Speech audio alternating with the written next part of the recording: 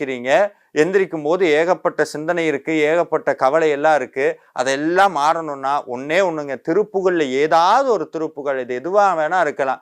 சாமி நான் படிச்சதே கிடையாது அப்படின்னா 4 நாள் கேட்டா 5வது நாள் தானா மனசுக்குள்ள திருப்புகழ் உட்கார்ந்துரும். நீங்க ஏதாவது ஒரு திருப்புகழ் எடுத்துக்கோங்க.